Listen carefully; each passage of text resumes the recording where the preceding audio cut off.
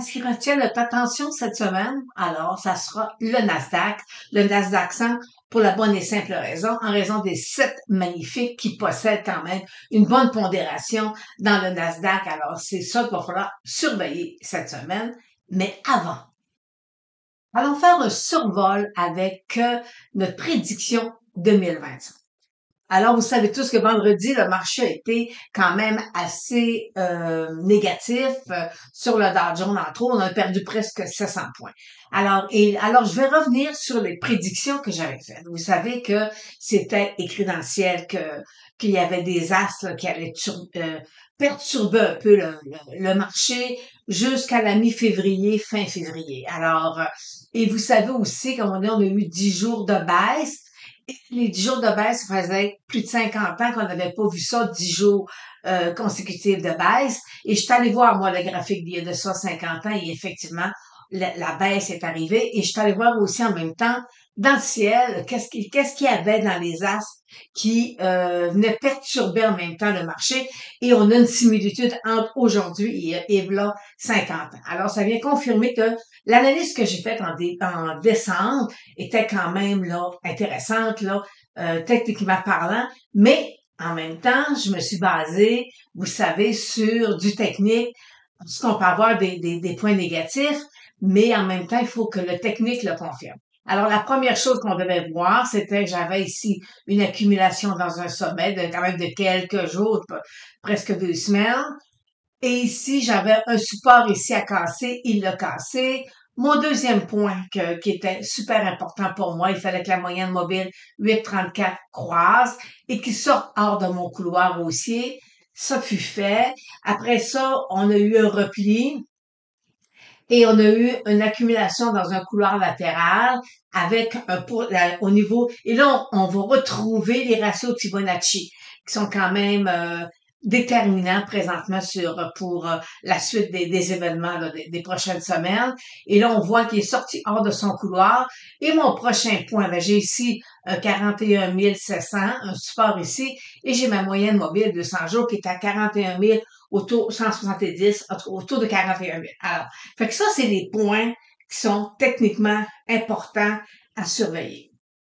Donc, vous savez que je travaille beaucoup avec les trois indicateurs, le stochastique, le RSI et le MACD. Et dans les trois cas, voyez-vous, on a les stochastiques et le RSI sont vraiment en zone de survendu. Et ici aussi, présentement, le MACD est en zone de survendu, mais j'ai pas encore un signal de renversement. Alors, fait que on pourrait se retrouver encore cette semaine dans des zones d'accumulation. Alors maintenant, on voit le Fibonacci, on va regarder, voir par rapport à son sommet, jusqu'où il est allé et jusqu'où il pourrait poursuivre.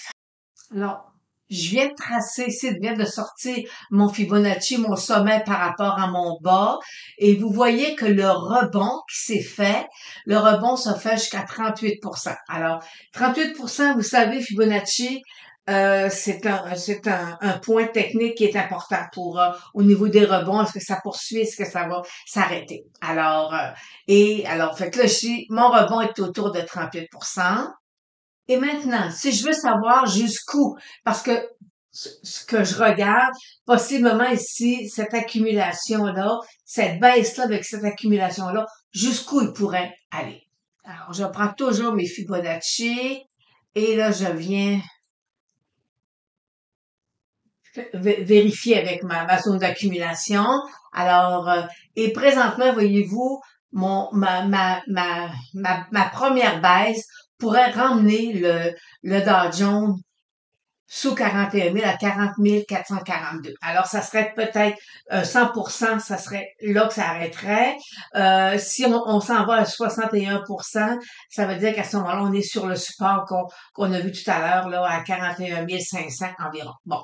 Et si on a vraiment une bonne baisse, on pourrait se retrouver sous les 40 000, dire autour de 38 600 environ. Alors, ça, c'est les retracements Fibonacci. C'est ça qu'il faut vérifier pour l'instant. Est-ce que cette accumulation-là, selon les vagues d'Elliott, où on se situe, vous savez que les vagues d'Elliott, on a ce que j'appelle, moi, la règle d'alternance. Alors, est-ce que la règle d'alternance que je vois là, est-ce qu'elle va m'emmener sous mon 39 000, autour de 38 600, et ou avoir, mais pour en arriver là, est-ce que ça va lui prendre elle aussi une zone d'accumulation? Alors, et la règle de l'alternance, elle est super importante présentement là, sur l'indice du Dow Jones.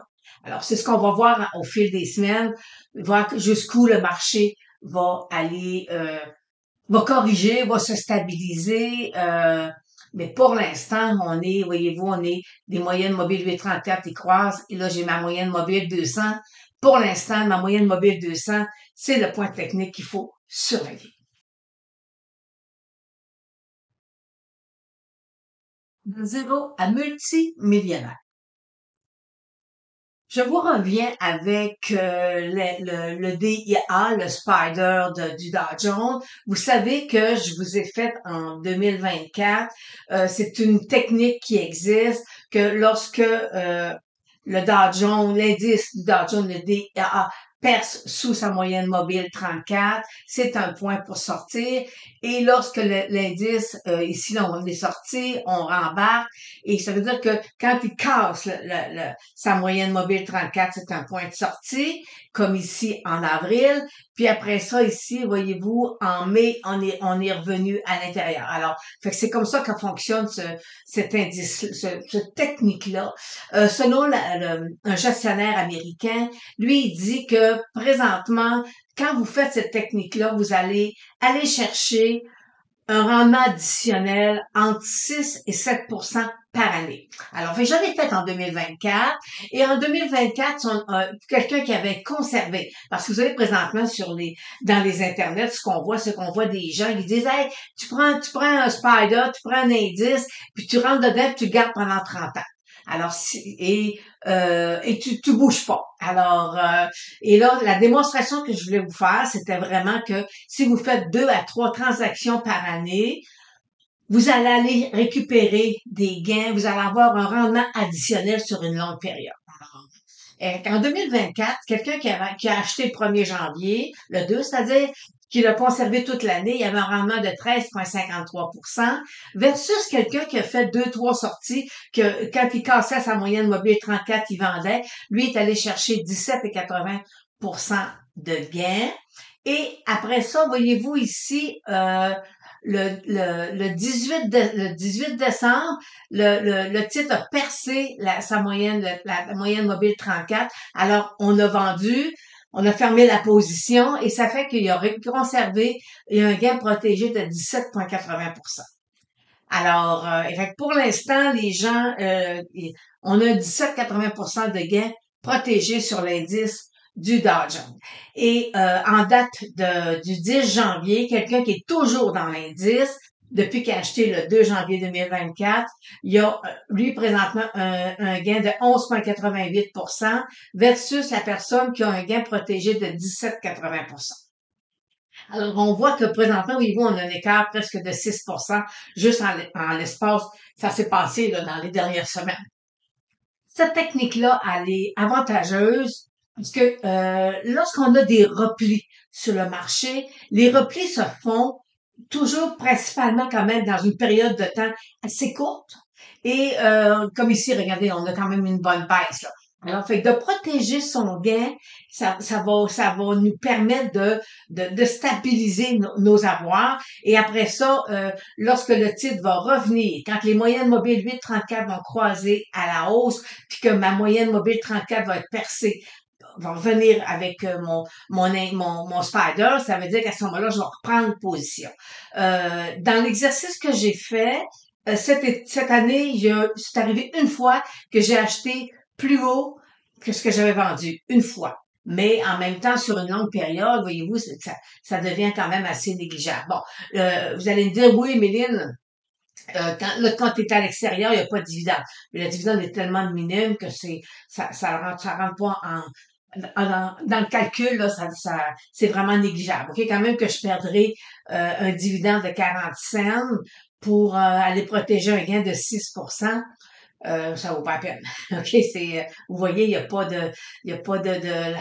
la différence est trop importante entre le gain protégé et le dividende versé, là. Alors, fait que si on n'achète jamais un titre ou un dividende ou un indice pour le dividende qui verse. Alors, fait que pour l'instant, c'est ce que c'est ce que je fais. Euh, le, le, cette théorie-là de zéro à multimillionnaire, j'ai fait l'exercice avec un rendement additionnel de 4% sur 30 ans. Ben, je peux vous dire que au lieu d'avoir 1,4 million, on tombe dans les 5 millions. OK? Alors, ça fait une très, très, très grosse différence sur le rendement en question. Et ce que je vais faire, c'est que j'ai sur le Graal boursier, j'ai un blog qui va être mis à votre disposition, où je vais aller justement déposer cette analyse-là et où on va suivre l'évolution de cette technique-là avec on rentre dans le marché ou on prend nos profits. Alors, fait que ça permet de faire 2, 3 transactions, 4, 5 maximum par année, puis pour aller chercher du rendement additionnel. Alors, c'est la théorie qu'on achète puis qu'on conserve, ben dans le marché, ça fonctionne pas comme ça. Et dans le livre de Monsieur Graham, Benjamin Graham, il mentionne dans un de ses critères, t'achètes pas sur des moyens, de façon périodique, quand tu sais que le marché ce que tu payes est trop cher. Alors, fait que c'est une notion de base, là. Alors, fait que dans le livre de Benjamin Graham, là, c'est vraiment, c'est assez précis. Puis, Monsieur Warren Buffett mentionne que dans le livre de Monsieur Benjamin Graham, le chapitre 8 et le chapitre 20, ce sont les deux chapitres que vous devez lire. C'est l'essentiel qu'il y a présentement. Si vous comprenez ces deux chapitres-là, vous comprenez comment fonctionne le marché boursier. Alors, fait que alors Monsieur Graham, il dit, bon, si tu vas pas acheter sur une façon périodique quand tu sais que tu payes présentement trop cher, que tu peux attendre puis tu peux l'acheter à moindre coût plus tard. Alors, fait que vous allez voir, sur le Graal boursier, le blog, je vous mets dans les commentaires, le blog il sera accessible pour tout le monde. Puis, fait qu'on va suivre l'évolution et vous allez voir que si moindrement que le marché corrige énormément, ben c'est le gain protégé, là, Claudie, c'est une petite mine d'or. Alors, poursuivons maintenant. Allons voir notre Nasdaq. On a le Nasdaq 100. Bon, j'utilise le Nasdaq 100 parce que les 7 magnifiques prennent une bonne pondération dans le Nasdaq. Alors, c'est ce qu'on veut vérifier. Est-ce que nos 7 magnifiques présentement nous donnent un signal que le marché pourrait être un peu plus baissier? Bon, ici, vous voyez, ben, ma moyenne mobile de 100 jours, elle est haussière. Et là, je vais aller vous l'agrandir. Regardez ici, ma moyenne mobile 8,34 veulent croiser. Et là, c'est un point technique qui est super, super, super important pour l'instant. Alors, on surveille la moyenne mobile 8,34, puis possiblement qu'on va venir descendre, venir toucher la moyenne mobile 200. Ici, vous avez les GAN, les fans de GAN. Alors, c'est une technique que j'utilise, mais que je l'enseigne pas pour la bonne et simple raison, c'est que ça prend il y a certains critères qu'il faut avoir, puis c'est très, très, très méticuleux. Et c'est pas tous les sites où on a accès aux gammes de fans. Alors, lui, il dit que c'est des angles, OK, et ici, là, voyez-vous, le Nasdaq, il est parti, il a monté. Après ça, cet angle-là, il n'a pas été capable de percer. Et là, il vient de percer le deuxième. Ça veut dire que selon les gammes de fans, on devrait aller venir se rasseoir sur celui-ci. Ça veut dire que possiblement que sa moyenne mobile de 100 jours serait touchée prochainement. Et si on y va un peu plus en profondeur, ben là, regardez ici, on a ici la prochaine fois que cette ligne-là de temps va être touchée. Eux, ils disent que ce serait vers le 4 de mars à peu près, selon les calculs de ce bas-là. Le 4 de mars, on devrait soit il vient toucher ici une ligne là, puis possiblement, c'est là qu'on va voir est-ce qu'il va poursuivre ou il va y avoir une inversion le Nasdaq partira à la hausse. Alors, fait que c'est un point ici qui est important. Puis la dernière fois, c'était le 9 décembre. Alors, voyez-vous, le 9 décembre, on était près d'un sommet. Alors, est-ce que la prochaine fois, on pourrait être près d'un bas? Peut-être. OK. Alors, fait que c'est des petits points techniques qu'on peut calculer. Et mes trois indicateurs, vous savez que je travaille beaucoup avec trois indicateurs. Présentement, mon stochastique casse est en train de descendre, mon RSI et que mon MACD.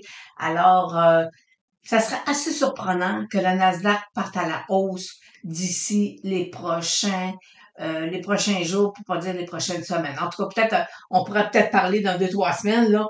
Pour l'instant, les indicateurs nous disent que on est plus en mode repli pour l'instant. Allons voir comment vont nos 7 magnifiques. Voir est-ce qu'on a des cibles à la hausse, des cibles à la baisse? Est-ce que la tendance allait dans le même sens que le Nasdaq? Alors, allons voir nos 7 magnifiques. Alors, débutons avec le titre de Apple. Apple, vous savez, c'est celui qui domine. Cette semaine, il y a une petite bataille entre lui et NVIDIA, mais en fin de compte, NVIDIA a corrigé plus qu'Apple. Et là, pour l'instant, voyez-vous, on a possiblement croisement des moyennes mobiles 834 qui devraient se faire cette semaine. Il va venir toucher sa moyenne mobile 220. Pour l'instant, et voyez-vous, on est dans un couloir haussier. Alors, qui dit couloir haussier, généralement, nous indique que le titre devrait corriger, venir sortir hors et après ça, il va venir toucher sa moyenne mobile qui est autour de 220 avec ici une résistance, un support, c'est-à-dire qui est là. Alors, fait, ce qu'on nous annonce là, c'est que présentement le marché Apple est sur faiblesse. Amazon à l'intérieur d'un triangle au niveau d'un sommet. Alors, lui aussi, là, les moyennes mobiles, c'est ce qu'on va surveiller. S'il sort hors de son sommet, ça veut dire qu'il pourrait venir se rasseoir là, autour de 200 $. Alors, fait qu'il un peu lui aussi en faiblesse. Et si je regarde mes trois indicateurs me disent qu'il y a encore de la place à descendre. Google, présentement, il est dans un couloir, un petit couloir haussier. Alors, et là, je vais aller vous enlever ce sommet-là. Il est dans un couloir haussier. On voit que le titre de Google a beaucoup plus de force présentement que ceux précédemment cités. Meta Platform, et là, si je vais aller couloir haussier, lui aussi, à l'intérieur d'un couloir haussier. Alors, pour l'instant, Meta Platform, pour moi, je suis plus baissière sur le titre que c'est un des premiers là, qui nous donne un signe de faiblesse pour l'instant. Alors, fait que là, ce qu'on surveille, c'est que il sort hors de son couloir et ses moyennes mobiles 834 vont se croiser, mais il y a quand même encore de la force à l'intérieur sur le titre. Bon, Microsoft, j'ai une cible à la baisse depuis longtemps. Là. Écoutez, ça date là de août-septembre. Alors, je suis baissière sur le titre. Et pour l'instant, j'ai un croisement de mes moyennes mobiles 8,34. Ici, j'ai ma moyenne mobile 200 jours. Ce qu'on veut, c'est que toutes les moyennes mobiles viennent sous la moyenne mobile 200. Et à ce moment-là, on pourra avoir un bon repli sur le titre de Microsoft. NVIDIA aussi, je suis baissière sur le titre. On a eu ici un nouveau sommet et cette semaine, il est venu le tester aussi. Il n'a pas été capable de le traverser. Alors, j'ai une cible baissière sur le titre avec une moyenne mobile 200 jours qui est haussière. Alors, on voit que c'est un titre qui est très, très, très fort. Regardez, là, ici, depuis le mois d'octobre, qui nous fait des nouveaux hauts, puis il redescend, puis alors, faut vraiment faut attendre, techniquement parlant, jusqu'où le titre pourrait descendre. On a quand même, vous voyez que la force, il y a quand même une force, la moyenne mobile, elle est très puissante présente. Mais rien n'empêche que j'ai une cible à la baisse sur le titre. Tesla, qui nous, belle moyenne mobile 200 jours, mais quand même, regardez là, quand un titre est très loin de sa moyenne mobile 200 jours, parfois, je dis souvent, ils deviennent nostalgiques puis ils veulent y revoir sa moyenne mobile 200 jours. Alors, c'est ce qu'ils vont faire présentement. Je suis présentement On surveille le titre. Si jamais il perçait ce support-là, à ce moment-là, ça pourrait être un peu plus dommageable sur le titre de Tesla. Mais avec, puis ici, là, voyez-vous, j'ai un très, très, très beau support qui l'attend. Alors, autour de 325, un très, très, très beau support. Fait qu'on pourrait le voir venir se replier là et on va, avant qu'il baisse, là, qu'il puisse là, repartir à la hausse. Et mes trois indicateurs m'indiquent que le titre est quand même en faiblesse. Alors, on surveille le croisement des moyennes mobiles 8,34 qui serait, selon moi, le premier point d'un repli éventuel. Alors, on est revenu sur le titre de Apple, le titre dominant dans les 7 magnifiques. Alors, vous voyez que présentement, on a dans les 7 magnifiques, il y a des titres qui sont sur faiblesse et on doit être prudent présentement. Alors, surveillez les 7 magnifiques, puisque l'indice nous indique que présentement, un repli est fort probable sur le secteur de la technologie américaine. Alors, sur ça, je vous souhaite une très bonne semaine.